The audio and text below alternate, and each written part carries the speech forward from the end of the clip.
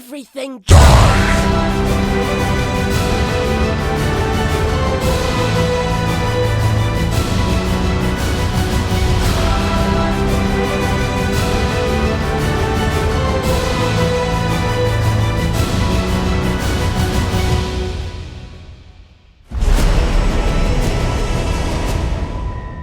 You want the Atlas? Take it! It's yours. Hey, hi, hello everyone. My name is Ziska. Welcome back to my channel for another build guide. This time, my Voltaxic Poison Spark Occultist, which I have named Scourgebane. I've been working on this build for about the last month, and I'm finally happy enough with it to feel comfortable making this build guide. This is the strongest farming character that I've ever built myself, and I think played. So far, I've managed to kill all Guardians, Shaper, Elder, Uber Elder, the Cortex, Uber at Ziri, Flawless Chiola, the Maven, the Formed, the Twisted, the Hidden, the Forgotten, and of course, the Feared all at once. But this isn't a bossing build. At least it's not the primary focus of this guide. I've also cleared blighted maps by only holding right click, blight ravaged maps using no damage towers. I can consistently clear all 30 waves of the Sim-you-lay-crum with my current average wave 30 time coming in just under 1 minute.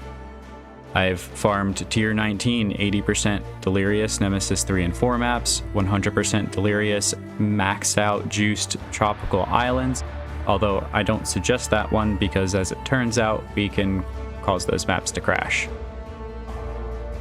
With small changes to our Flasks, gems, and sometimes Masteries, we can shift between optimized setups to run Autobomber style Plaguebearer Alkengo speedruns, fast and consistent Uber labs, logbooks, heists, delve, and every Atlas farming strat that you can think of. So let's get into it. Today I'll be walking you through the build concepts, passive tree and Masteries, Flask and gear selections, Pantheon options, and our skill setup and choices. In the description below, you can find chapters and the POB with multiple gear sets and trees to fit any budget so you can follow along.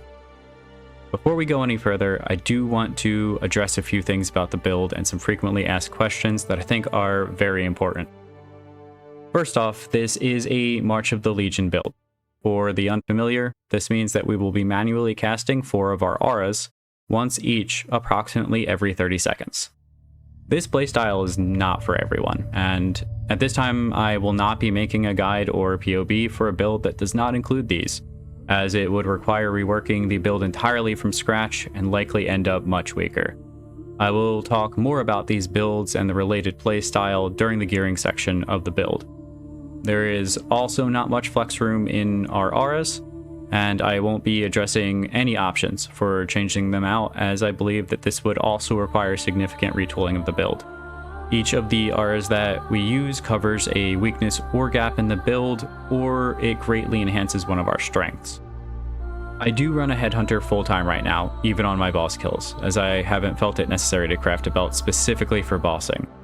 But Headhunter is not required to start this build. I farmed my Headhunter entirely while playing this build without one, and I did so through a combination of farming between 20 and 80% Delirious Nemesis 3 tier 15 towers, and base farming in 80% Delirious Nemesis 3 tier 19 mausoleums. I also did Divination card and base farming in tier 17 Nemesis 3 arcades, full 30 wave Sim-you-lay-crum clears, blighted and blight ravaged maps, delve, heist, essences, and a lot of trading. Granted, farming some of this content will not be as safe or as fast as it is with a Headhunter, but I am confident that when this build is utilized correctly, it can farm anything without needing a single high-ticket item. This build can use Mage Blood, but I think Headhunter is likely stronger for maximum juiced beyond content. I don't have a Mage Blood right now, and while I do plan to farm one just for the sake of having one, I think money would be better spent on almost anything else in this build, including and up to a properly double corrupted Headhunter that suits the build very well. Now I'm going to go over some of the core concepts of the build, focusing primarily on the gems and jewels that I believe are the most mandatory for allowing the build to function at its highest potential. With that, we'll start with Spark, which is our primary source of damage. So each cast of Spark unleashes multiple projectiles in front of or around the character, each capable of hitting the same enemy provided a period of 0.66 seconds has gone by since the last projectile from the same cast has hit that same enemy. What this essentially means is that we are able to shotgun a single target a number of times based on our skill effect duration. In order to hit the same target as quickly as possible after that 0.66 window has passed, we can add additional projectiles, projectile speed, and forms of projectile multiplication such as Pierce, Fork, Chain, and Split. It is worth noting that although skill effect duration does theoretically have breakpoints, allowing for another full 0.66 window to fit into our skill effect duration, it is not expected to be able to hit the same target in the exact same instant as the enemy becomes able to be hit again by the same spark. Therefore, having additional skill effect duration past a breakpoint is purely beneficial, allowing for greater consistency in our hits. It is also not to be expected to consistently be able to hit each open window quickly enough to utilize the maximum breakpoints. We use a Phantasmal quality spark, converting 40% of its lightning damage to chaos damage. We combine this with our primary weapon, Voltaxic Rift, to reach 100% lightning to chaos conversion. We also further increase the damage effectiveness of Spark by adding another 20% of our elemental damage as chaos damage with Incandescent Heart. This opens up additional methods of scaling our damage, with flat lightning, increased and more global lightning, elemental, chaos damage, and reduced chaos resistance on enemies, as well as fully benefiting from elemental overload, as we will not be scaling critical damage in any form. Now that we have 125% lightning to chaos damage, we can look back to Voltaxic Rift here. For the modifier, your chaos damage can shock. Shock enemies as though dealing 300% more damage, and your shocks can increase damage taken by up to a maximum of 100%. With our chaos damage now increasing damage taken by the enemy via shock, we are able to further scale our damage with increased effective ailments, including non-damaging ailments, and shock and ailment duration also further scales our damage, giving us a greater window for our shocks to ramp off of themselves. We utilize Spark's Threshold Jewel hazardous research as well, giving us 2 additional projectiles and full 360-degree clear. Next, we'll bring our poison online, using Divergent Herald of Agony, along with our ring, Ice Fang Orbit, and the skill tree to reach 100% global chance to poison on hit. With our sparks already having full chaos damage conversion, we are able to invest heavily into poison damage with little sacrifice, as our poisons are already scaled by elemental damage and elemental overload, and we are able to add increased and more damage with poisons to our list of damage scalers. Since poison is an ailment, a trait shared with shock, we benefit fully from unbound ailments, as you'll see right here. We benefit fully from unbound ailments and any source of ailment duration. Since we have so much poison duration at this point, we also can utilize the modifier ailments or poisons deal damage faster through annoyments here, such as dirty techniques, through our Watcher's Eye here, through faster damage with malevolence, and in extremely high budget variations of the build, through cursing enemies with vulnerability on hit. This ensures that our time to kill is not drawn out with very slow damage over time. Now, we specifically use the global chance to poison on hit modifier to ensure 100% chance to poison from our on kill effects, Profane Bloom and Ascendancy Gentle Touch. This gives us an effect similar to poison proliferation for extremely unethical clear speed. Even better, our high damage Profane Blooms are able to shock via Voltaxic Rift, often stacking any rare or other high priority target to 100% shock immediately, allowing for quick disposal.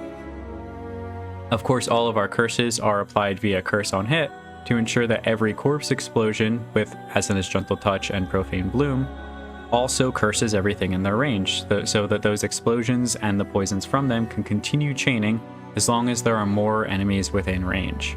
Now, to move away from our offensive layers a bit, we have our permanent aura, Discipline. Discipline will be a primary source of energy shield, granting around 2300 ES in my current gear set. We accomplish this by first eliminating the reservation cost using Owl's Uprising, allowing us to support it with as many links as we choose with no reservation cost.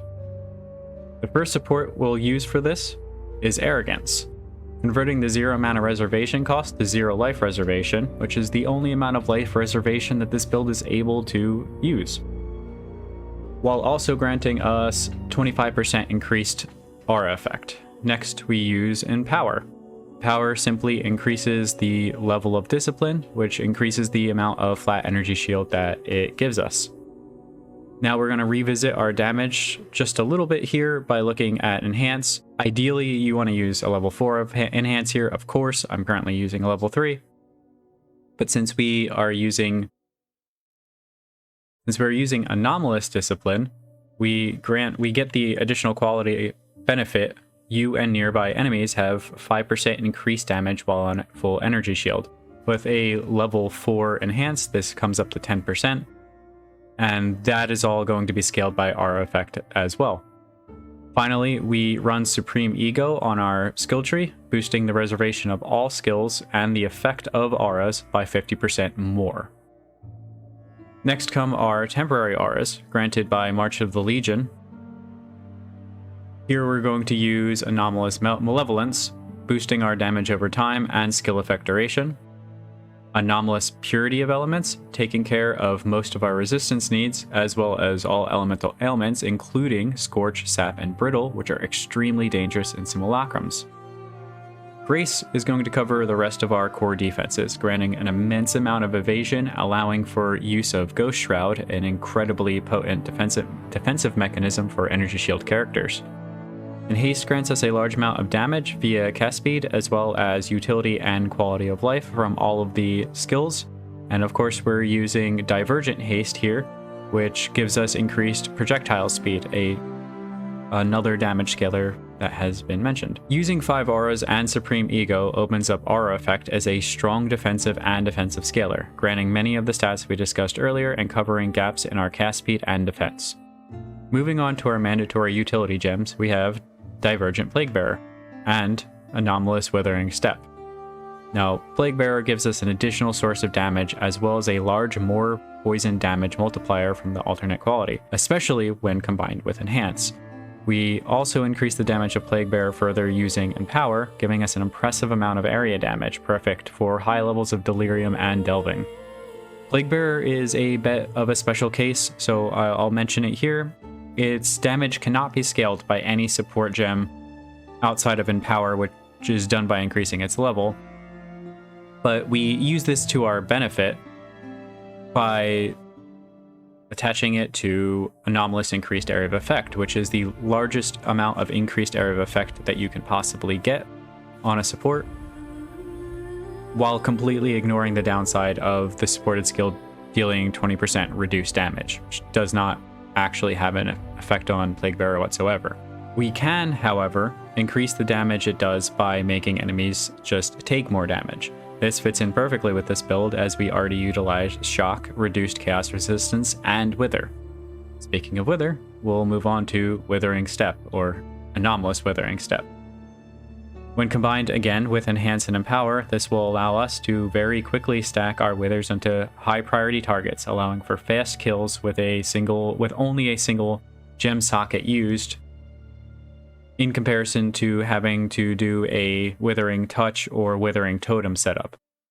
Now, the way this works is simply when you use it, a large circle will appear around your character. Anything in that circle will be withered, and with the current amount of Empower and Enhance I use on the skill gem, it would be 11 of the 15 stacks necessary.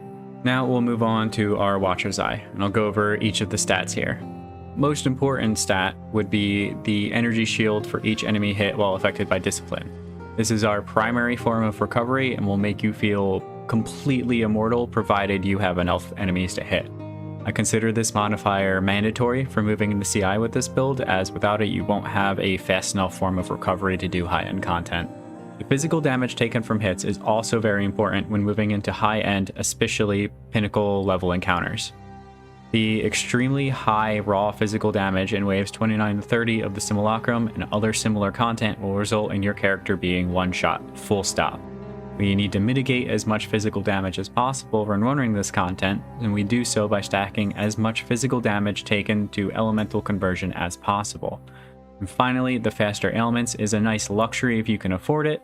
It just results in a faster time to kill, the same as any other source of increased ailment damage speed. Now we mitigate the elemental damage from hits and spells using Incandescent Heart, converting 25% of elemental damage taken to chaos, which is then reduced to 0 with chaos inoculation or CI. We further mitigate all spell damage by stacking as much spell suppression as possible using Flasks, Corruptions, and our skill tree, including the use of Magebane. Our final and possibly most important defensive layer is our ability to greatly reduce the speed of enemies, including bosses. We do this by using Temporal Chains on hit, Aspect of the Spider, and Chills from Icefang Orbit, which is also scaled with our ailment effect. With the three of these all stacked together, bosses often die before they ever even get a chance to hit us.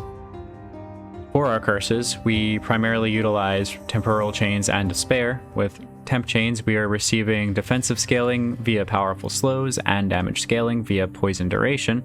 Despair grants us flat chaos damage, increased damage over time taken by enemies, and reduced chaos resistance on enemies. As I mentioned before, extremely high budget versions of the build may also choose to work in vulnerability, which will increase ailment damage speed and increased physical damage taken, which will boost the damage from Asenath's Gentle Touch. The last thing I'll touch on in this section is Replica's Conqueror's efficiency and mana cost reduction in general. Stacking mana cost reduction allows us to utilize more cast speed the lower the cost is. Bringing our mana cost as low as possible is important for allowing the cast speed that is granted by Headhunter to scale to its fullest potential. All of these things end up working together, allowing us to avoid having to overstack single sources of damage to avoid diminishing gains by investing smaller amounts into a larger amount or larger variety of damage multipliers. It also gives us additional choices for more and increased damage, avoiding a common issue that poison builds often have right now in the current tree, which is lacking sources of just increased damage. This brings our list of total possible scalars to flat lightning or chaos damage with a very minor bonus from flat fire and cold damage, increased or more global, elemental, lightning, chaos, ailment, and poison damage, increased ailment effect, non-damaging ailment effect, shock effect, and ailment or poison duration, skill effect duration, projectile speed, pierce, fork, chain, split, return, and any source of additional projectiles, curse effect, aura effect, wither effect, reduced chaos resistance on enemies, and increased damage taken. And finally, skill gem level, cast speed, and flask effect, with many of these stats also having a significant impact on our defensive layers. For the next section of this build, I'm going to be covering the passive tree and the masteries that we choose. For this section and moving forward on this build guide, I actually want to do something a little bit different. I'm going to go completely off script and just kind of read off the top of my head what my thoughts are on all of the decisions we make in the tree. I'll be going over each of the notables, some of the pathing decisions, and the masteries, and some options, primarily mastery options that you can take to adjust the build either to your liking or for specific content. Starting off, we're going to take the fast pathing out of the starting area, grab Arcanist Dominion, mostly for the cast speed. Worth noting here that increased spell damage I did not include in our list of scalars earlier because it only increases the hit damage of our shocks, not the poison damage. It does contribute to damage in a small way, but not in an important enough way that I think it should be taken on purpose. In this case, we are merely getting extra spell damage by happenstance. Extra intelligence is always great. It gives us more ES, and cast speed is a very important stat for this build, and I'll take a second here. I'll go into this later when I talk about skill gems, but having a certain minimum amount of cast speed is really important if you're going to want to use Awakened Spell Echo or Spell Echo. Without enough cast speed, Spell Echo just feels bad. I like to call it Stun Echo. It locks you in place, and when you're trying to do pinnacle content, you're very likely to just get stomped in that time period. You'll eat a huge slam in the face from Kosis or Omniphobia, and it's just over. Lightning Walker, increased lightning damage. This is a great stat, and it's a lot of it. And increased cast speed with lightning skills. Couldn't ask for more, but, you know, it gives it to us anyway. Lightning resistance is arguably the hardest resistance for us to cover in this build, and we get some of it for free right here. Moving on, we have the Crackling Speed Cluster. This primarily is going to give us cast speed and some more increased lightning damage. I think of this node as like a very late game cluster when you're looking to move into using Spell Echo. I probably wouldn't take it until late 90s and you're trying to decide what to do with like your last batch of points. Unnatural Calm, this is a defensive life pool cluster. It has the added benefit of giving 1 to maximum lightning resistance. Great, fantastic. We have Acrimony. Now this cluster is just pretty much straight up damage over time multiplier. These are nice stats, but it also unlocks a 15% increased skill effect duration and ailment duration. These are both like high tier premium stats for our build. Major reason we take this cluster is for the mastery, but overall this is just a ton of damage right here. So we love this. And Elemental Overload, poisons count as elemental dots when they come from elemental skills. That's all I can say about this. So Elemental Overload gives its full benefit to our poison damage. We don't scale crit damage in any way. This is just amazing. We take a Jewel Cluster here for 1 point. This is giving us 360-degree clear and some additional projectiles. Moving on, we have the Dreamer node along with its small cluster. This gives us reduced mana cost of our skills. This is an important stat. Here we take further reduced mana cost of skills. I'll take a quick second here that if you choose to go a more defensive route and drop damage somewhere, you could also drop this mana mastery and take the 4 points into insightfulness, which will give you the 10% reduced mana cost of skills while on full energy shield. It's not quite as good as just the 10% reduced, but in this case it might as well be, and it'll save you a point. Going on to Ash, Frost, and Storm. This cluster gives us chance to shock, which is great. We don't have a 100% chance to shock. Increased elemental damage, great, that's damage, and increased effective non-damaging ailments. That's going to increase the effectiveness of our shock and our chill. And here we take 40% increased effect of non-damaging ailments for the same reasons. Over here, we have Potency of Will. This entire cluster just gives increased skill effect duration, which is one of our, again, most premium high tier stats. Here we have Foresight. This is some energy shield. It's a life pool cluster. It's great.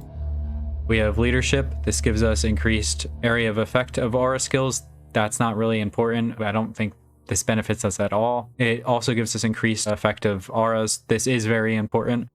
And here we have increased mana reservation efficiency. For this cluster, I take 8% increased damage for each of your aura or herald skills affecting you. I do think that this is the least important reservation mastery to take, and I'll get to the others when we get to the clusters I've invested in for those masteries. I'll mention Harrier, even though it is a pathing node, this is just an overall great damage and quality of life node. I'll touch on this cluster. This is a completely luxury quality of life addition. It does give us 9% increased movement speed and 9% increased cast speed for quality of life. Little bit of damage here. There are much higher damage jewels, but I chose this one to just make things feel a little bit smoother. Coming down, we have Overcharged. I've played around with a lot of different variations of using other ways to get us the charges that we want, which is all of them. I'll get to why power charges are good later, because we can maintain elemental overload without power charges. Frenzy is a ton of damage, Endurance is a ton of defense. This is basically like just the simple and cheapest way to get all of the different charges.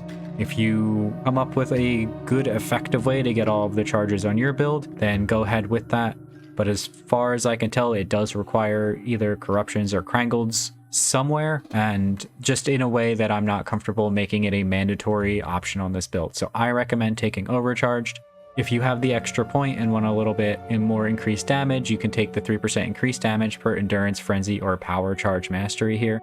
Reflexes is another pathing node, but it is filled with premium stats. 10% chance to suppress spell damage is amazing. 100 flat evasion rating is great, and 30% increased evasion rating, again, great, fantastic. These all help supplement our Grace, which works with Ghost Dance. Magebane here. Dexterity provides no inherent bonus to evasion rating. This really does not reduce our evasion by enough to make this a concern at all. I feel that the positives just massively outweigh the negatives with how strong spell suppression is. Exceptional performance, I've already said it all with Potency of Will. This is the exact same cluster, and we take the Duration Mastery, 10% more skill effect duration here. Sentinel is kind of a tack-on node. It gives increased evasion, which is nice, and can cover elemental resistances in a pinch if you needed to. We take another jewel socket here. This is where I put my Watcher's Eye, which I've spoken about previously.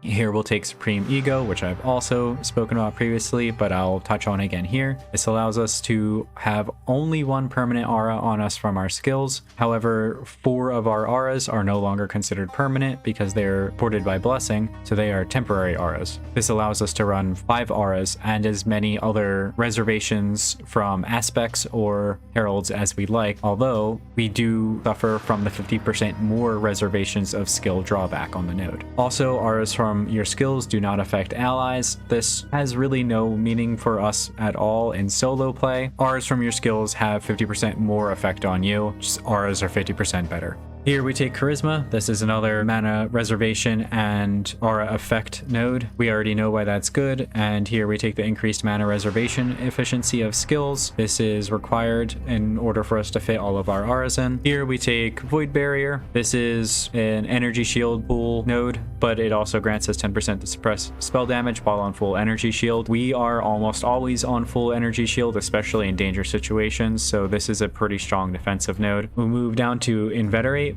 Inveterate is a spell suppression node.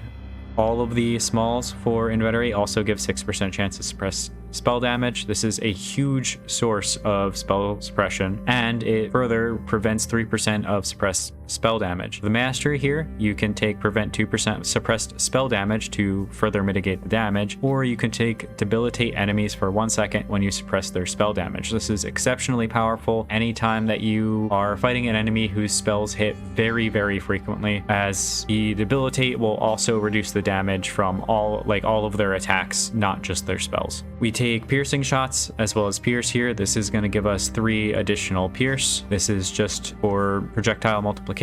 And for our projectile mastery, for offensively, you can take 15% more projectile speed. This is a noticeable increase. However, defensively, you can take the knockback enemies if you get a critical strike with projectile damage.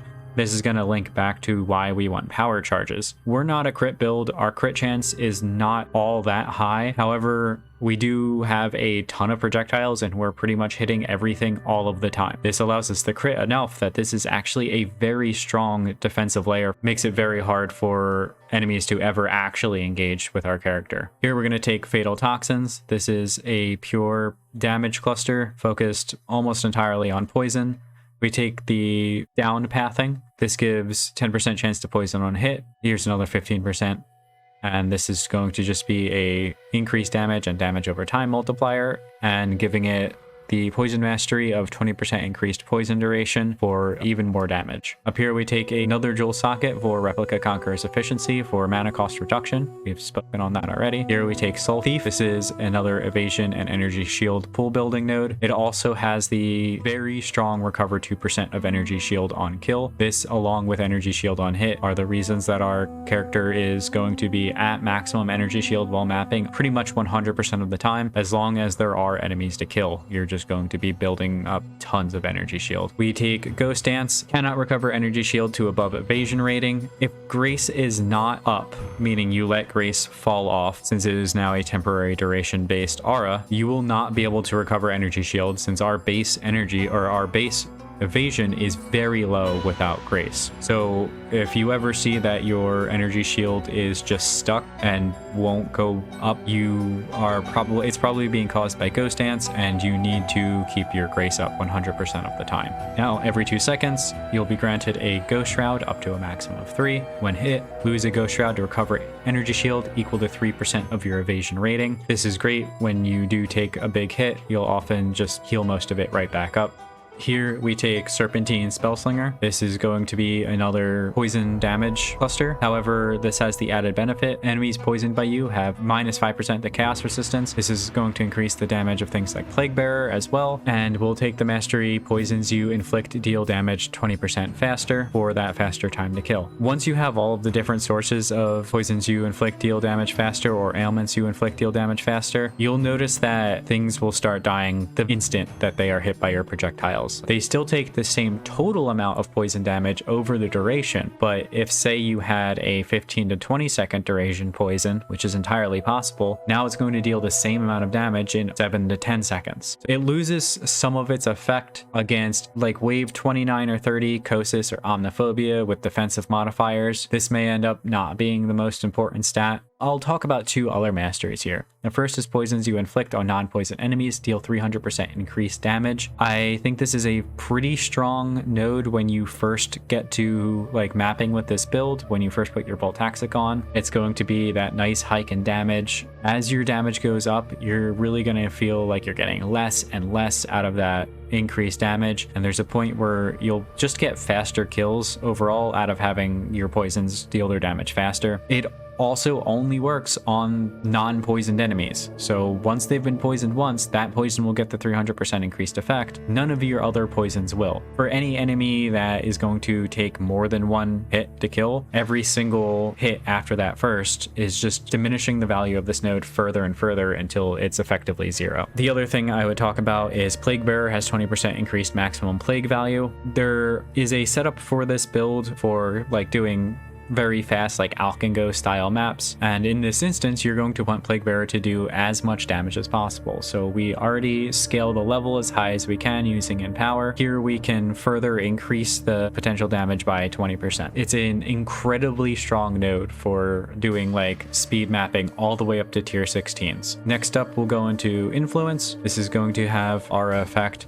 and here we'll be taking auras from your skills, have 15% increased effect on you. Here I take Whispers of Doom. I use this because I am using a 3rd curse, Vulnerability, Corruption on my SNS Gentle Touch. I'm going to say it flat out. To get vulnerability on hit, Gentle Touch can cost 50x minimum, around about that area. So I wouldn't rush grabbing Whispers of Doom in hopes of, you know, getting a fast 3rd curse. Spend these points literally anywhere else. Spend them like on some mastery nodes that I haven't been able to take because I had to reinvest the points into Whispers of Doom. That's our entire tree. I'll look at some of the masteries that we don't pick up. I'll explain why we don't, and if we had the points, what would we take, if anything. We don't take any of the evasion and energy shield masteries. The first one is 30% increased evasion while you have energy shield. This is just 1 point for 30% increased evasion. It's not bad, but the overall value is low compared to other nodes that just give more. 20% increased energy shield recovery rate if you haven't been hit recently. Unfortunately, the time that you need energy shield recovery rate is usually when you have been hit recently. So I think this is a pretty bad node. It has some niche uses, but it's just not something that I want to invest in. 30% of chaos damage does not bypass energy shield. We don't care about this at all. 1 to energy shield per 8 evasion on boots. We have no evasion on our boots. We don't care about this at all either. Pure evasion mastery. There are some nice things here. Cannot be stunned if you haven't been hit recently. It's okay. It's not bad. 40% increased evasion if you have been hit recently. Again, this is okay. I'd rather not get hit. Or if I'm gonna get hit, I'd rather put a point somewhere that's going to make that hit less dangerous, not later hits less dangerous, if at all possible. 10% increased movement speed if you haven't taken damage recently. I'll usually spec into this, maybe if I'm gonna do some labs or if I'm speedrunning stuff, but realistically, you take damage all the time. This is gonna include any sources of self-damage, damage over time, you step on burning ground, any of that, you're going to lose that 10% increased movement speed. It's a pretty mediocre node, but you know, I'll throw a point in it sometimes if I just want to go as fast as possible. 30% chance to avoid bleeding, poison, and impaled. I think it'd be a wasted point. We don't care about grace reservation. We have no evasion on our body armor, so the last node doesn't matter. For energy shield mastery, we can gain a very small, like less than 100 energy shield from gain 3% of maximum mana as extra maximum energy shield. You get a higher amount of energy shield bleed from grabbing the 6% increased max energy shield nodes, so I'd rather just grab one of these. Really the only one here that I would take, if I could take it for free, would be regenerate 2% of energy shield per second. Nobody ever complained about having free regen. Duration mastery, you could take the debuffs on you expire 15% faster. It's actually like not a bad choice, but it is a point. Points are very valuable. Lightning mastery, unfortunately, none of the good things here actually work for us. Lightning damage with non-critical strikes is lucky. While a lot of things that increase lightning damage do increase our damage, the damage we apply is in fact chaos and poison damage and not lightning damage. So that actually does not get the benefit from being lucky. We already increased shock maximum to 100%. Voltaxic just fully overwrites this node, so it'd be wasted. 40% of fizz converted to lightning. We don't deal physical damage. 80% increased critical strike chance against shocked enemies. This is actually not bad. I have played with this for a while. It increases our critical strike. You do see like a significant increase in the like knockback rate on enemies. If you have the extra point and want a little bit more defense, this is actually not a bad node to take. Non-projectile chaining lightning skills, we can stop right there. We don't have any. And increases and reductions, the maximum mana also apply to shock effect at 30% of their value. Sounds great on paper. You would need an insane amount of increased maximum mana, which we don't have to make this worthwhile. Now I'll go over our ascendancies. Starting with Malediction, which we take for an additional curse. The increased effect of our curses is a boost to both of our damage and our defense, and enemies you curse have Malediction, which is going to further reduce enemy damage and make them take increased damage. Profane Bloom, this is going to give us an incredible amount of clear. It will also allow us to ignore Hexproof. Void Beacon, this is purely a damage increase and allows us to ignore the few times where enemy regen can be an issue. Withering Presence, this is going to give us 15% more chaos damage. The 60% chaos resistance does nothing for us once we've spec'd into CI. Also, every second, inflict Withered on nearby enemies for 15 seconds. This is going to allow us to slowly ramp up to a semi-permanent Wither effect. We use this in conjunction with Withering Step to very quickly ramp up our Withers onto a boss or high priority target. Nearby hindered enemies deal 15% reduced damage over time. Anything affected by your spiderwebs, if you use Aspect of the Spider, is going to be dealing 15% reduced damage over time to you. Damage over time is our weakest defensive layer, so any bonus to it is a very welcome presence. While leveling, you can take Ascendancy nodes in any order that you choose. I decided to take Profane Bloom last because, as it was, my clear speed was already very high while leveling and I didn't feel Profane Bloom was necessary until I started mapping. I instead chose to go for early damage by taking Void Beacon, Withering Presence, and then Malediction so I could fit in an additional curse. Next up, I'll be talking about our flasks and gear, starting, well, with our gear. I've already talked about some of this. I'm not going to go into super detail on anything I've already covered. I will run through most or all of the mods on each of my items and explain how they benefit, if they benefit, and why they might be important. Voltaxic Rift, I'll talk about the Culling Strike. If you can get a Culling Strike with a downside that is manageable, it's the best Krangle you can get. It beats any corruption that you can get on a Voltaxic by a ton. This is a huge damage increase for the build. Get it if you can. The best negative Krangle you can get is the -2 Chaos Resistance. The adds 1 to 285 lightning damage. This is only functional for attacks. We're not an attack-based build. 11% increased attack speed. This is also a local modifier. It can go up to 15%. This can be beneficial if you use Blink Arrow. 60% of lightning damage converted to chaos damage. We've gone over this. 10% chance to shock. That's good. Your chaos damage can shock, very important. Shock enemies as though dealing 300% more damage. This is important, especially since we don't get extra damage out of crits. This allows us to scale our shocks much higher than we normally would be able to without this modifier. And your shocks can increase damage taken by up to a maximum of 100%. We'll take a quick second here to say that how high of a shock can we realistically get with this build? You're not going to be getting 100% shocks on wave 30 Kosis. In fact, you won't get anywhere close to that, but you can get really high shocks on most content. I am able to get 100% shock effect on Shaper. Next up, we'll talk about our body armor, Incandescent Heart. The corruptions here are purely damage based. That's the only thing they do. They are not mandatory. You can expect to pay somewhere around 10x or maybe less for having one of the two modifiers on a well-rolled Incandescent Heart, and probably somewhere between 1 and 300x for a proper double corrupted. Don't care about life. We don't care about leeched as life. Those are dead stats. We gain 20% of elemental damage as extra chaos damage. This is actually a really large amount of damage for us. I believe I misspoke earlier and I said 25%. It is only 20%. It is 25% of elemental damage from hits taken as chaos damage.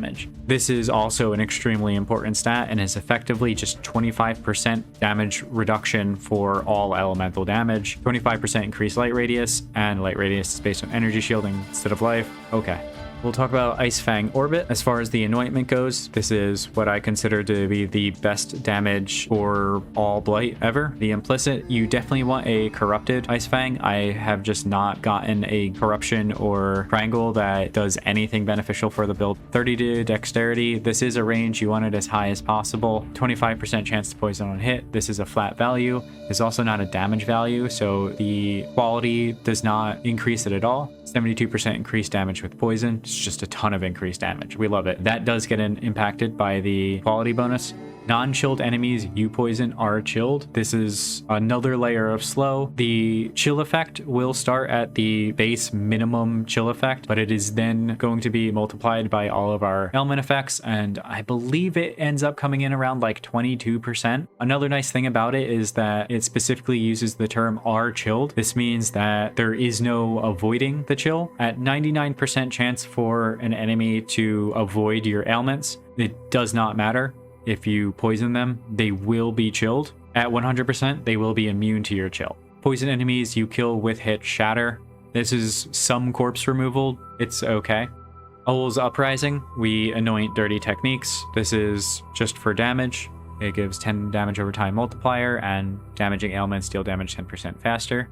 The 16 to all attributes and 25 to intelligent. Stats are great. Intelligence is ES, and we need every last point of strength that we can muster. 24% increased maximum energy shield. We do use our quality for the energy shield here with the defense increase. We don't care about the life. The hits against nearby enemies have 50% increased critical strike chance. This just brings us back to the whole knockback. That's the benefit here. And discipline has no reservation. We talked about that earlier. It's going to allow us to modify discipline in it whichever way we want, and it's still just going to be 0%, which allows us to run all of our auras and other reservations together. Shattered Divinity. This is kind of an interesting choice. There are definitely really good contenders here. For single target, like for bossing, I do think it's way better to get a quiver with a Frenzy on hit modifier on it. Increased stun duration on enemies, negligible. We don't care about it at all. We want it gone. We want a real implicit. Grants Summon Greater Harbinger of Directions. This gives us an ability. I'll show it to you real quick. The minion will cast a random buff on you that grants one or all of the following. Fire 2 additional projectiles, chain 2 additional times, projectiles pierce 2 additional targets, or projectiles fork then fork an additional time. Finally, all of these at the same time. You do have to summon the Harbinger. The reason I don't have them out right now is that when he casts the buff, it does make a sound. I thought it would be really annoying for the video, so we're just going to leave him out for now. But it is granting you a potentially enormous amount of additional projectiles, which is great for clear, great for taking on, high delirious content. You hit everything, a whole bunch more. Fantastic. 44 the strength and dexterity. This goes up to 50. You would really want 45 or higher. Added fire and cold damage. This is more or less negligible. It translates to 20% of those stats as flat chaos damage. Fire and cold resistance is just a nice addition. I'm wearing a Headhunter. Pretty much any belt will work for this build until you have Headhunter. I started farming with Abiscos. I eventually moved on to a Torrent's Reclamation so I could do some bossing. I believe I kept the Torrent's Reclamation on all the way until I had my Headhunter. And as stated earlier, I was doing a lot of the same content as I'm farming with the Headhunter to farm the Headhunter. Just now I do it much faster and I die less. What I will touch on here that is important is enemies withered by you have -6% to all resistances. Whichever belt you do settle on, you do want to go out of your way to take the time to get this on there at some point in time. It's really nice to have. Any other belt that you use that doesn't have strength or dexterity on it, you might have to make that up somewhere else. Before I was running Headhunter, I was taking to 30 strength nodes on the tree. If you use a crafted belt, you definitely would want to have a high strength value on it and maybe some dex if you could afford it on there. This does have strength on it and you could spend extra to get a strength Krangle on there. Ascendancy Gentle Touch. There are 2 gloves that you can use. So I'll go over that now. You can use Venomous Weave. This is more of a budget clear and bossing setup. These are pretty much like the best gloves that you can use for bossing as far as I've been able to tell. Nothing else really comes quite as high as these for the damage. They have Aspect of the Spider on them. We usually get it somewhere else in this build, but if you were to do like a more bossing focused setup, you could have a different ring or helmet just for that setup if you really wanted to, or maybe if you really like Venomous Weave. The explosions from Ascendancy Gentle Touch can cause a tremendous amount of lag both on the client and the server. So if you're having issues with that and it just feels bad, it might be better to use Venomous Weave anyway. Now, if you do use them, it is absolutely worth shelling out extra money to get the cursed enemies with temporal change on hit with 48% increased effect. This is the best way of getting temp chains. For the enchant, Commandment of Reflection is, I think, the best enchantment you can get for gloves. It will summon a clone when you are hit. That clone will taunt nearby enemies. This can actually be a lifesaver. It can grant you a free couple of seconds to set up your damage on, things like Kosis and Omniphobia. Those will be taunted by your clone. Now, the clone isn't very tanky. It'll die pretty fast, but really just it gives you some breathing space. 41 life, we don't care. 9% increased attack and cast speed. Great. The next one is a range of 40 to 60% increased damage with hits and ailments against enemies affected by 3 spiders' webs. This is a fairly significant amount of increased damage. Finally, you get increased flat chaos damage for each spider web on the enemy. This is like a decent amount of chaos damage. Flat damage is probably our most saturated stat because Spark itself we have brought to a gem level of 26, and we are also using Awaken added lightning damage support. We have a lot of flat lightning already being converted to chaos, so it is nice, but it's not insane. As far as Ascendancy Gentle Touch, you don't need the double corruption. You don't need these to be corrupted at all. What the vulnerability does is it does make the Gentle Touch pops do a little bit more damage. It makes your poison deal its damage faster. You won't even notice this in most content. It is almost exclusively for making the last waves of Sim-you-lay-crum and 100% delirium faster. 20 intelligence. Intelligence is good. It's ES.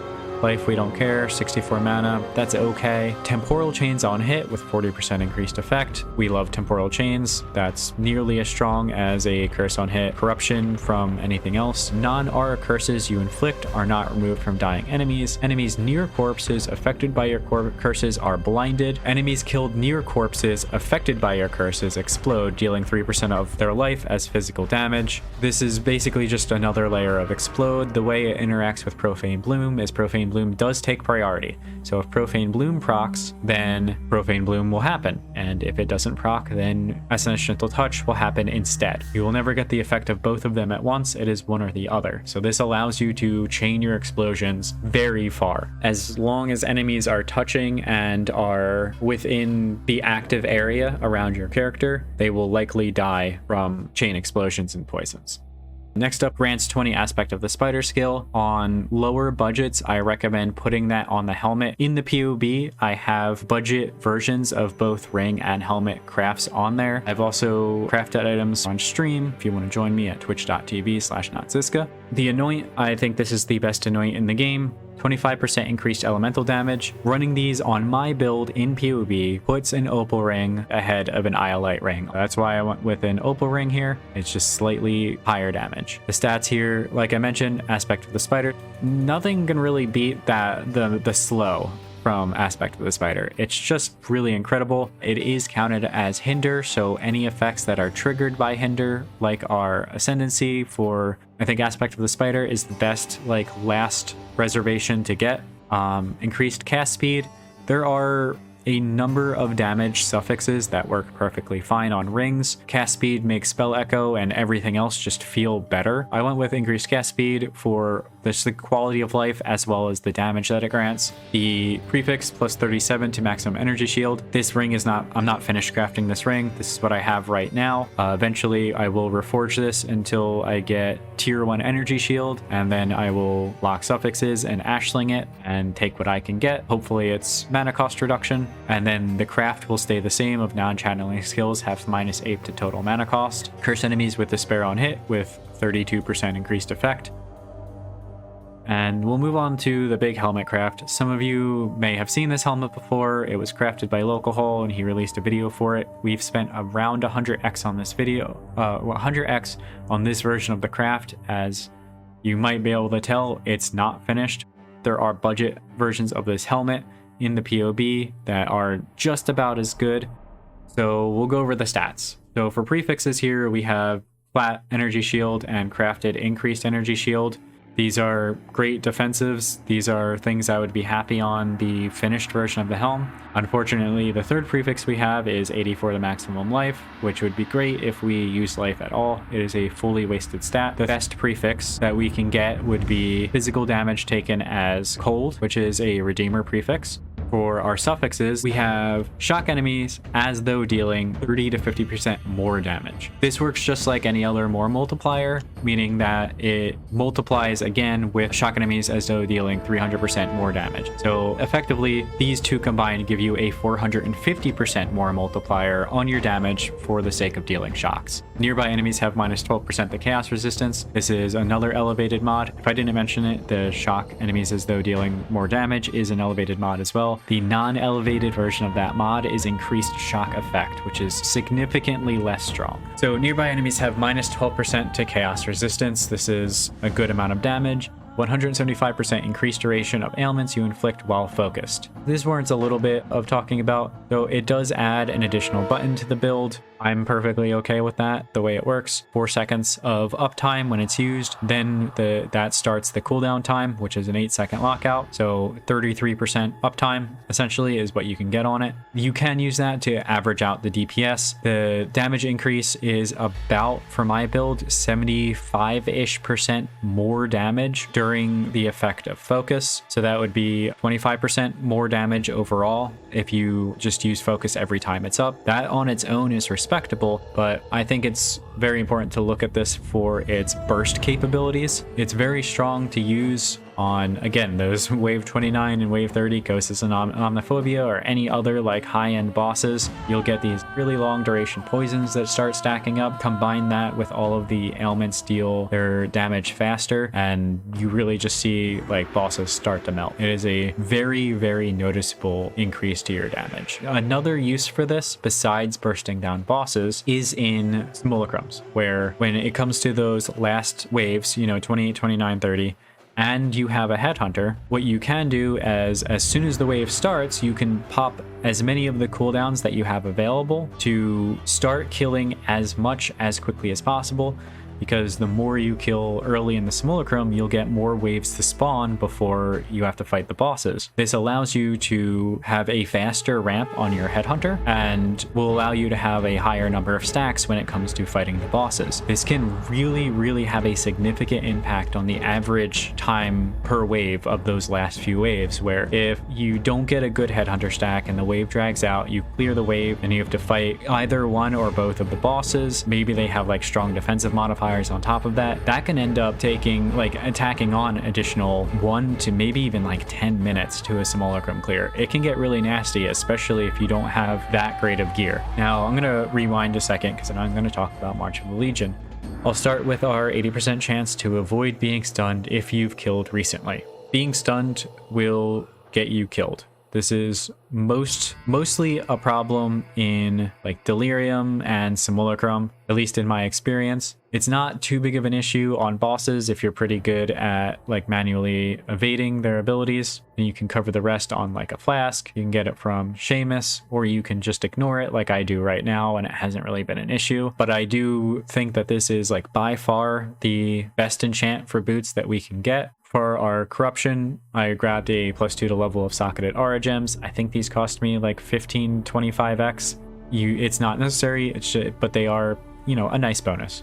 +2 level to socketed aura gems as explicit modifier. Same thing, very nice. Increased all elemental resistances, helps cover resistances. It's fantastic. And increased movement speed. You really want to get as close to 30 as possible. Now, socketed gems are supported by level 25 blessing. I kind of went over this earlier. It turns each of our auras into a ability that when you use it, there will be a brief cast animation and it will lock out your reservation. You'll still have your reservation cost. The reservation will only last 0.46 seconds or so, as you can see on the screen right now. And then it says aura will last 26.21 seconds. So that 26 will only apply to my Malevolence. Malevolence can't increase its own duration, but the skill effect duration will affect the rest of our auras here. So I'll kind of demonstrate that here. So if you want to look at my mana, when I do this, I'll cast a spell and you'll see the lockout happen for a brief period.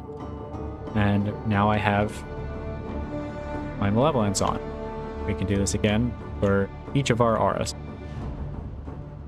And you see at the top end, they last about 30 seconds. I have my bar set up, so my control modifiers are all on my visible skills, but I still have control W, E, R, and T for my auras. This is just what I'm comfortable with. You can use yours or set up yours however you like, but you do need all 4 of the auras bound, and you'll get pretty used to like the rotation. It's really not as bad as it seems when you start using it if you haven't used it before. There are some like clunkinesses to get used to. Here are probably the 2 biggest issues. One is that if you die or leave a zone and there are enemies or damage effects on the portal, you will not have any of your auras up when you go back into that zone. So the moment that you leave your invulnerability status, you'll take that damage, which can result in you actually dying instantaneously. It's really unfortunate. Be nice if something was done about this, but it is what it is. It's something we have to deal with. The other clunky thing about it is that it's possible if you rush through the casting of your auras, when you use one while you're still in the mana lockout period, it will remove an aura instead. I'm going to try to demonstrate this here. So if I do that, I quickly hit Control W and then Control E while I was still in the lockout period, and it removed Purity of Elements. You will just instantly die if you flub this. It can happen with any of the defensives. That is going to be Purity of Elements and Grace. So I highly recommend that you exercise patience. You really don't want to do them back to back. If you can, you want to try to like weave them like every like 5 seconds or so. While full casting, you do need to give a quick moment before you return back to casting, or you can cancel the aura cast. So if I'm casting here, I want to refresh my aura.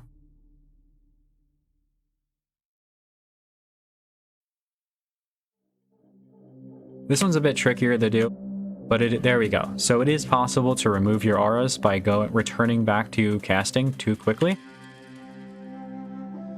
So you want to toggle it, wait like a brief moment, and then return to casting your spark.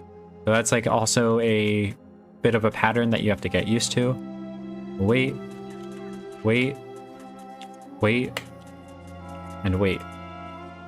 Once you get these rhythms down, this really isn't so bad. You just have to make sure that you don't rush it. You stay patient and calm. Getting overwhelmed and trying to rush through your auras will result in you only removing them, which will probably result in you getting more flustered and overwhelmed, and then you'll die. I can tell you this because it's happened to me many times. The vast majority of my deaths on this character are attributed only to not having auras up when I needed them up, either through my own mistakes, getting distracted and letting them fall off when I'm talking to chat, or in instances of huge lag either on my side or the servers. The inputs don't always go through, or even though you properly timed it on your end, it didn't see it as properly timed on the server end and you remove your aura instead, which is why it's even more important when doing extremely laggy content that you really want to give like several seconds of space in between each refreshing of an aura. I think that pretty much well covers everything about March of the Legion that's actually relevant here. If you guys have any more questions on it, hit me up in the comments or ask me on my stream. Again, twitch.tv/notzizka. Hope to see you there. So we've already talked about Venomous Weave. When you first hit 70, I don't think it's worth it to get just a Venomous Weave. I think it's worth it to wait until you can get a Curse on Hit one, and I would invest in just a random Curse on Hit, like cheap corrupted pair of rare gloves first. Venomous Shroud is what you will use all the way until you take CI. I don't advise people to go into CI until you have both a Incandescent Heart ready. I'd say at least like 40 to 4300 ES bare minimum after making the swaps over to Incandescent and CI. And finally, that you have your Energy Shield on hit, Watcher's Eye ready. None of the corruptions or crangles really matter here.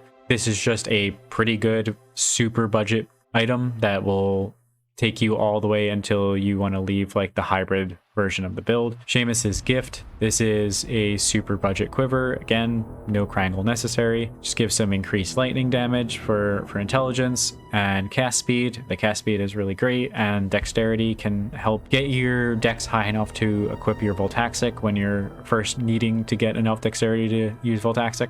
March of the Legion, went over this already. This is the non-crangled version. Get one as early as possible. It's like a level 60. I would equip it at level 60. Torrent's Reclamation and Bisco's.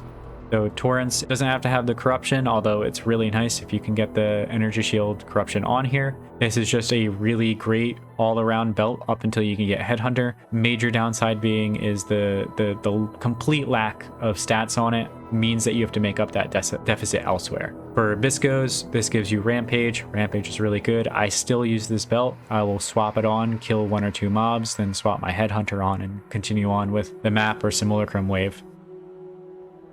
And yeah, now we'll move on to the flasks in this incredibly long guide. So I'll start with my core flasks that pretty much never get removed. It's going to be my quartz and my sulfur. So quartz has several very important defensive layers as a base. That's going to be the 10% chance to suppress spell damage.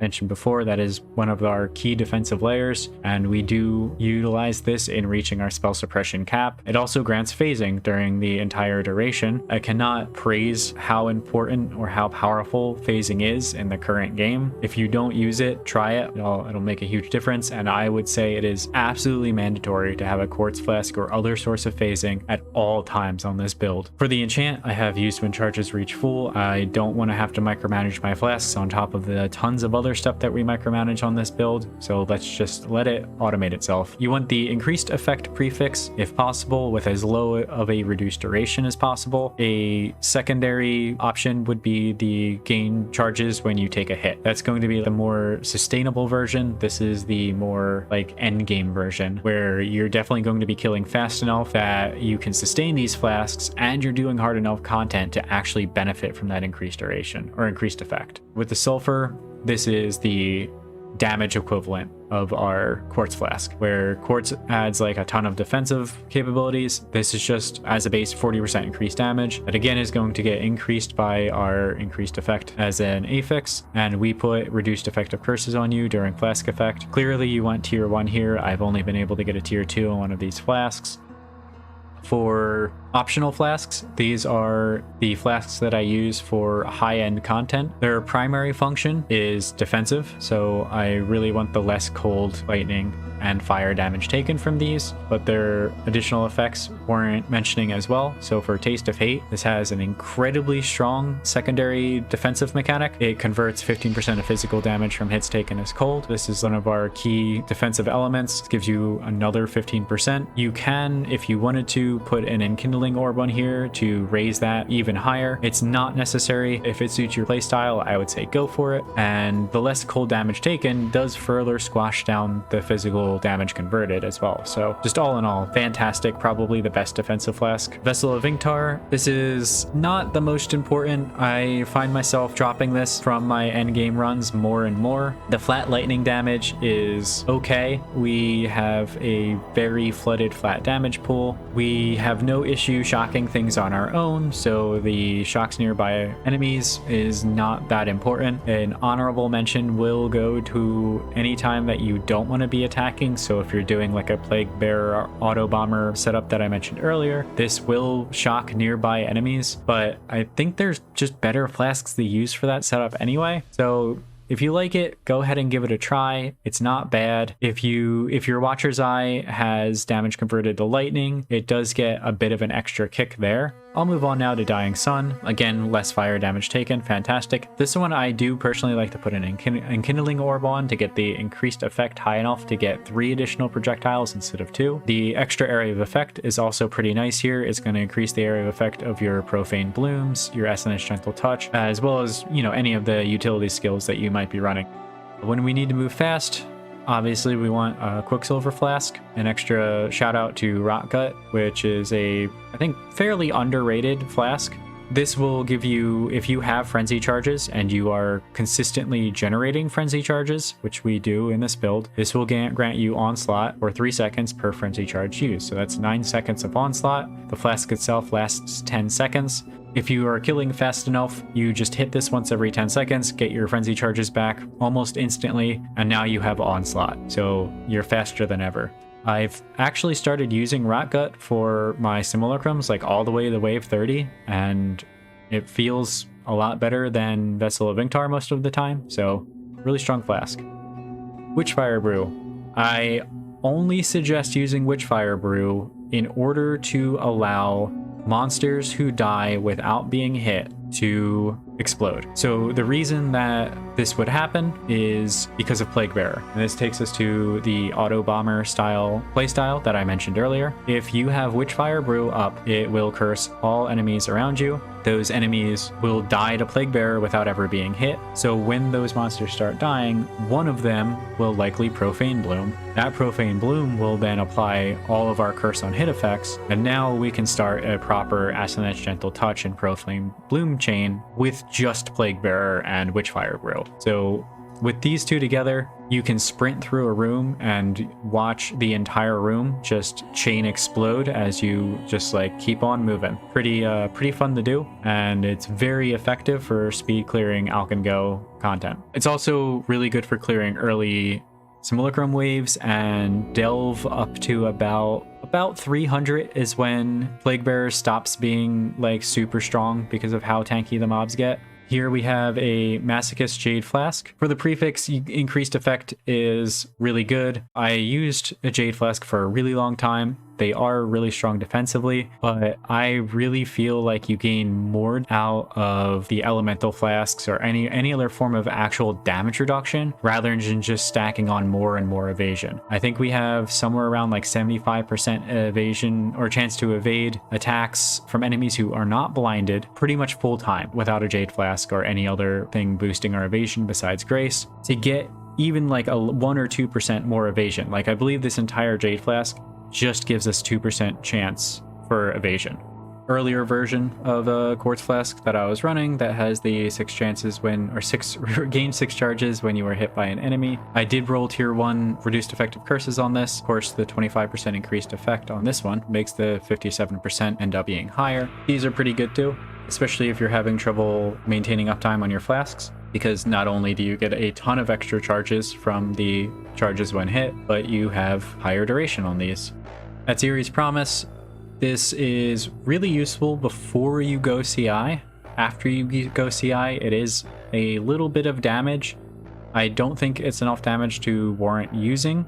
Will mention that at least in my current PoB, you do get more damage from Aziri's Promise than you would from running a Bottled Faith. So that is to say, Bottled Faith is not really that great for this build. It's not really worth it. I'd much rather have an increased effect sulfur flask with a strong suffix. Now I have a couple of silver flasks. These are, you can throw them in to go a little bit faster if you're trying to min-max your speed and not use rot gut. The affixes I have on these, you can have these thrown on basically any flask that can be useful to swap on in certain circumstances. 24% chance to avoid being stunned. That is to cap off my chance to avoid stun with my boot enchant. I would only run this in any instance where I feel that being stunned is very dangerous. I ran this affix a lot, I would say, when I first started doing like delirious content. Now I feel pretty confident without it, so I've moved on. Additional elemental resistance during flask effect. If elemental weakness is enough to reduce you beneath your max resists, you would want to run a flask with this affix. It doesn't have to be a silver flask. Also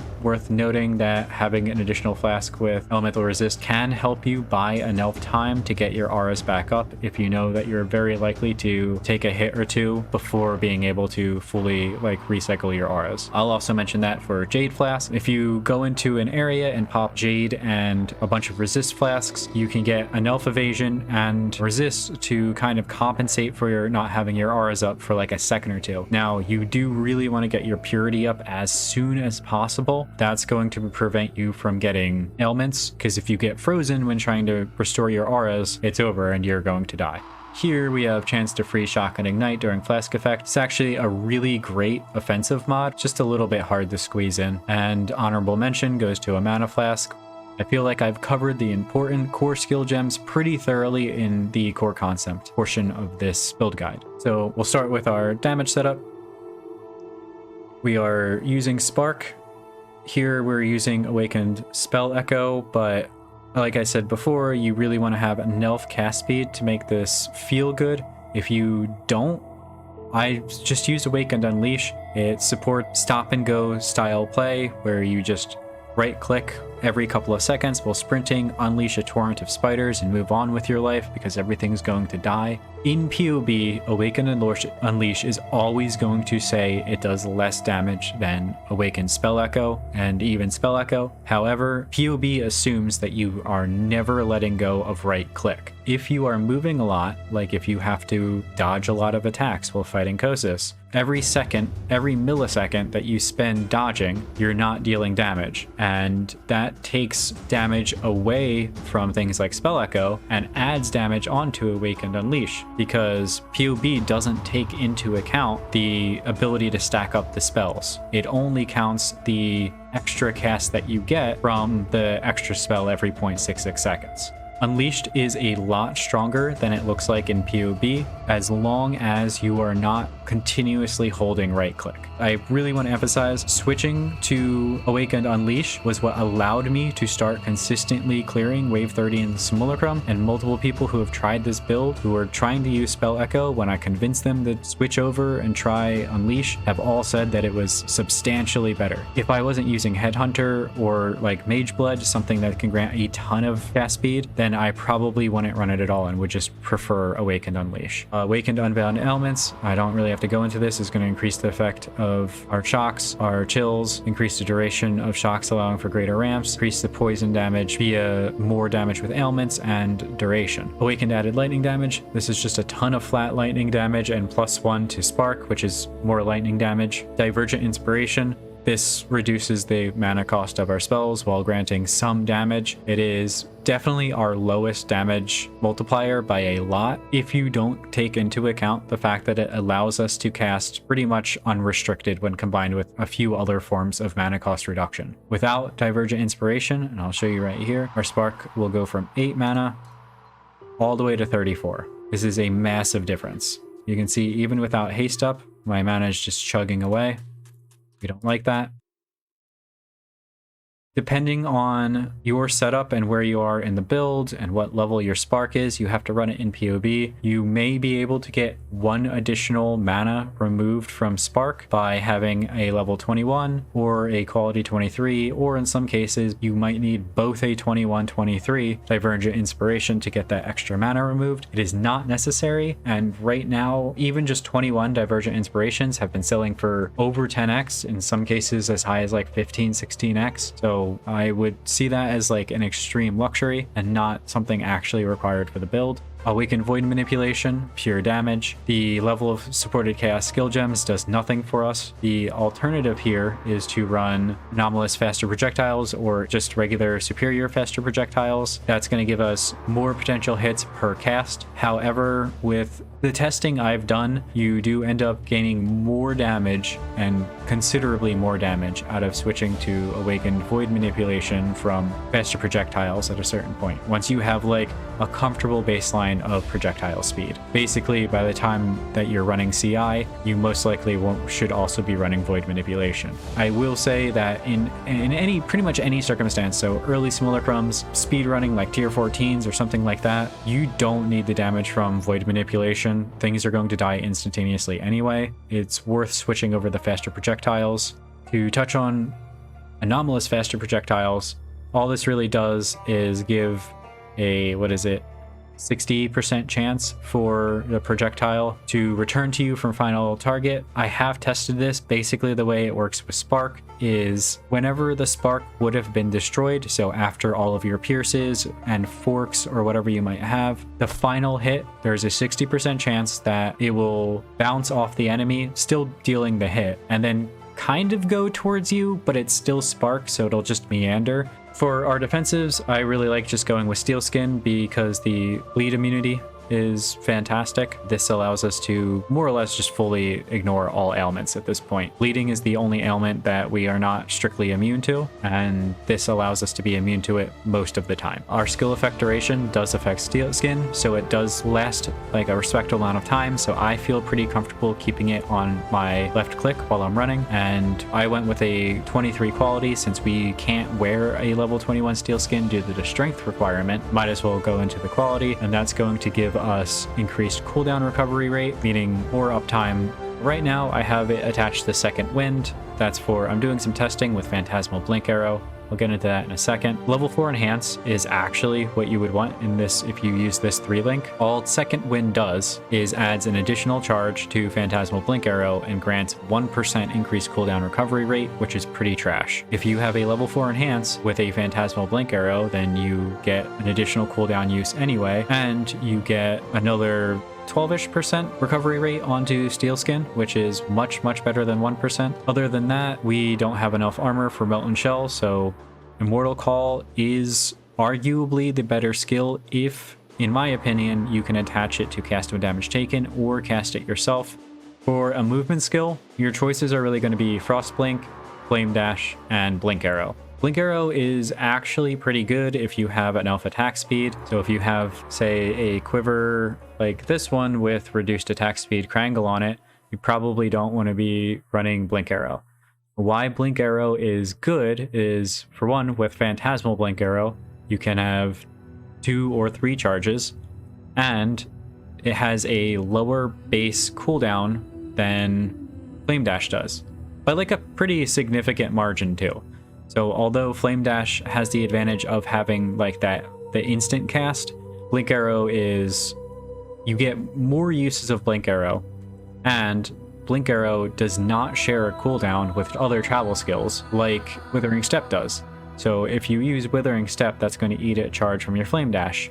If you use Flame Dash, you're not going to be able to use Withering Step. This can put you in a really rough situation where if you're on your last Flame Dash or you're using Frostblink and you use Withering Step, you use up the last charge, you then go to use your movement skill to dodge away, and it's not up, and you get slammed and you die. That's unfortunate. We don't like that to happen, but we still want to use Withering Step. Best option for this is to use Phantasmal Blink Arrow, so you can use them both together. I'll show you here. There's no associated lockout between the two.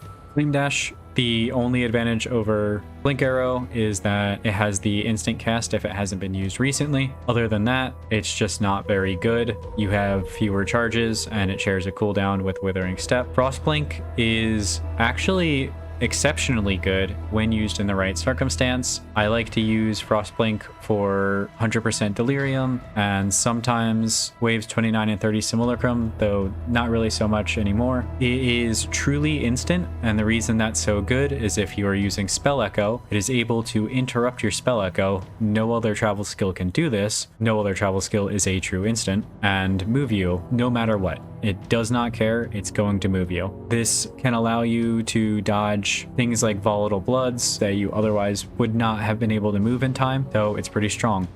The downside of Frostblink is it doesn't have charges, and there's no way for it to add additional charges. You are able to lower the cooldown by making sure that you hit as many things as possible with your Frostblink. A neat bit of tech that I discovered in testing Frostblink here is when I had it supported by anomalous increased area of effect, because we don't really care about the damage of Frostblink, it was able to hit more things more often, and therefore I was getting a lot more cooldown recovery rate from it. So I was able to use it a lot more frequently. So I would say, like in this setup, I'd probably want to get my Frostblink into my support 6 link if possible, probably drop in like Void Sphere or something. And then it's also going to get that nice effect from Empower, the nice effect from Enhance, and I believe I have a Frostblink. Here we go. I'm using a Divergent, and the alt quality here is going to be 40% increased cooldown recovery rate for each rare or unique enemy in area with the increased area of effect. So if there's any rares or more than one rare or unique in the area, like, we're just going to really drastically reduce the cooldown. It'll feel like it's back off of cooldown instantly. Void Sphere. Void Sphere is an exceptionally strong utility skill. I have it socketed here with anomalous increased area of effect. I'm using the superior version of Void Sphere so that it has the increased area of effect quality, and it's getting additional quality from Enhance. You can also socket this with Intensify. None of the other things here benefit from it. But you can see the circle here is massive, so everything that's in like this greater circle will just continuously be pulled forward into this. When you combine this with our triple layer slow, nothing really is able to get out of here. Everything gets packed in really densely. They're close enough together that you're going to get everything's going to like profane bloom one another. It's really strong in Sim-you-lay-crums, really strong for a lot of league mechanics. It groups monsters up so you get better beyond portal spawns. If you can squeeze it in, I highly recommend it. Over here are some options. We have the anomalous cast from damage taken. If you want to drop something for cast from damage taken socketed to your steel skin or any other spell that you want to automate, this is great for it. The anomalous gives them increased skill effect duration. Phantasmal Sigil of Power, another great thing that you can squeeze in if possible. Problem for me right now is I don't have keybind space for another skill, so any other skill I bring in has to be automated, or I have to cycle out one of the keybinds that I'm currently using. This is really nice because the alternate quality effect is mana cost reduction of your skills. At the point that I'm at right now, this 10% will bring my spark cost to 0, which allows for infinite scaling of cast speed, which is only really something that you'll run into running extremely juiced Delirious Beyond maps with Headhunter. So other than that, it's not really that important. If you do spend enough mana that you can get a Sigil of Power to maximum stages though, it is a ton of damage and a ton of reduced damage for the enemies. So it's really strong, but we do have trouble spending this amount of mana. Anomalous Enduring Cry, or any Enduring Cry. This is also pretty strong. The anomalous effect gives us 40% increased war cry speed, just makes the cast time very fast. It regenerates 1852 life over 1 second. This does nothing for you if you have Energy Shield, unless you have Zealot's Oath. If you do, it is regeneration, so it's like full effect.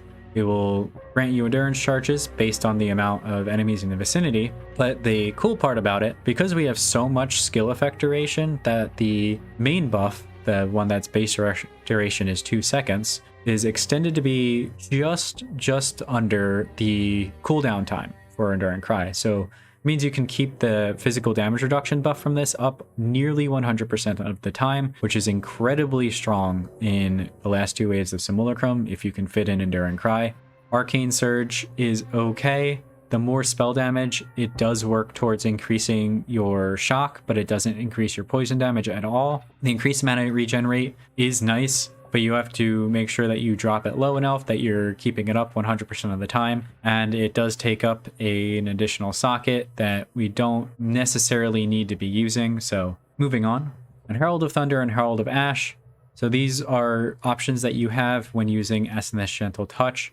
If you don't have a ring or helmet with Aspect of the Spider crafted onto it, Herald of Ash is going to increase your clear speed. What it's going to be doing is take 25% of your overkill damage and apply it as burning damage to enemies in the vicinity. This is nice from when your big profane bloom pops kill an enemy that was already low, and all of the overkill damage, well, 25% of that overkill damage, is now going to start burning all of the enemies around it. They're also all going to get poisoned from the profane bloom itself, and likely are also starting to take damage as each of those now burning and poisoned and low life monsters start dying, etc. You can see where it's going. Adds to our explosion chains, and it looks really cool. However, you don't really need it. We proliferate and chain our explosions so well already that it's mostly a cosmetic effect. So Herald of Thunder is decent. It is higher damage for sure than Aspect of the Spider, and it's upfront damage, meaning that you don't have to wait for Aspect of the Spider to build up. However, the slow effect from Aspect of the Spider is just like nearly invaluable. It's really strong. So as soon as you're able to, I would drop these. And I think that's gonna conclude the build guide. I've, been talking for a very long time now. I think my voice is starting to go out. So I think this is like a pretty good note to wrap this all up on. I'm gonna have to go edit this now. That'll be a blast. If anybody has any questions about things that I didn't cover in this build, please feel free to ask me in the comments or on Twitch, or approach me in game. I'm not always responsive in game, so it is better to talk to me when I'm streaming. And yeah, if you try the build, let me know if you like it. Thank you all for your time. If you've made it this far and watched it all, even if you haven't, if you only watched a minute, thank you. Have a great day. Enjoy the build. Notzizka is goodbye.